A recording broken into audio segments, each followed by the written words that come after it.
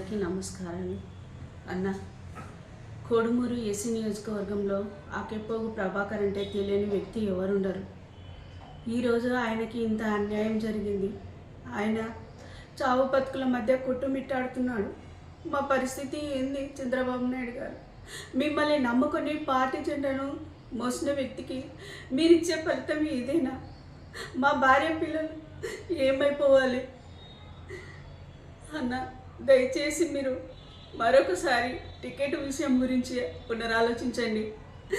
ఆయన ఇంత ప్రెజర్కి తట్టుకోలేక టికెట్ వస్తుందని ఆశపడి టికెట్ రాని పక్షంలో అది బొగ్గుల దస్తగిరి ఎవరో తెలియదు, ఏ కార్యక్రమాలు చేయలేదు, అటువంటి వ్యక్తికి టికెట్ ప్రకటించడం వల్ల బాధకు వేదనకు గురై మందు తాగినాడన్న. ఇప్పుడు ఆయన లేకపోతే నాకు 3 ఆడపిల్లలు. మా పరిస్థితి ఏంటన్నా ఒక్కసారి ఆలోచించండి. ఆయన ఏ తప్పు చేసినాడన్నా? మీరు ఇంత శిక్ష విధించినారు. ఎన్నిసార్లు 3 సార్లు టికెట్ పోయినా కూడా మేము బాధపడలేదన్నా. ఈసారి ప్రాణం పెట్టి పని చేసినాడు. మీరు ఎందుకు ఈ విధంగా ఆలోచించినారు అన్న? మీరు 53 రోజులు అక్రమ నిర్బంధంలో ఉన్నప్పుడు ఈ నాయకులు ఏమైనారన్న? మా ఆయన మాత్రమే ప్రతి మండలంలో ఉన్న ప్రతి కార్యకర్తను పోగు చేసి నిరాహార దీక్షలో రోడ్డు మీద పడ్డాడన్న. మీకోసం ఫైట్ చేసినాడు. మేము కూడా ఇంట్లో ఎంత వేదన, మా పిల్లలు ఎంత భరించినారన్న. అయ్యో, రాష్ట్రాన్ని మంచిగా పాలించే వ్యక్తి ఈ విధంగా నిర్బంధించబడినాడు అని జగన్ని ఎంతగానో తిట్టుకున్న పరిస్థితులు ఉన్నాయి. మీరు ఎందుకన్నా ఒక్కసారి ఆలోచించలేకపోయినారు? నా భర్త చేసిన తప్పేంటి? నా భర్త ఎందుకు మీరు ఇంత వేదనకు గురి చేస్తున్నారు? పార్టీ కోసం పనిచేస్తున్నందుకు 30 సంవత్సరాలుగా ఒకే పార్టీలో నిజాయితీగా పనిచేస్తున్నందుకు మా ఆయనను మీరు పక్కన పెడతారా? ఒక్కసారి నియోజకవర్గంలో ఉండే ప్రజల గురించి మీరు ఆలోచించినారా అన్న? ప్రతి కార్యకర్త ఇప్పుడు బాధపడుతున్నారు. ప్రతి కార్యకర్తకి మీరు ఏం చెప్తారన్న? విష్ణు అనే ఒక్క వ్యక్తికి నీ పార్టీ కార్యక్రమాలు చేసినాడా?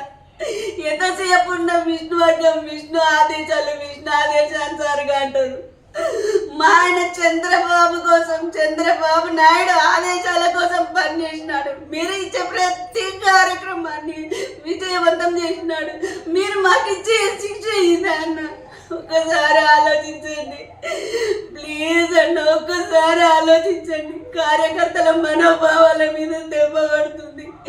ఈయనని నమ్ముకున్న వాళ్ళు కూడా నాశనం అయిపోతారన్న. పక్క చూపులు చూస్తున్నారు ఇప్పుడు.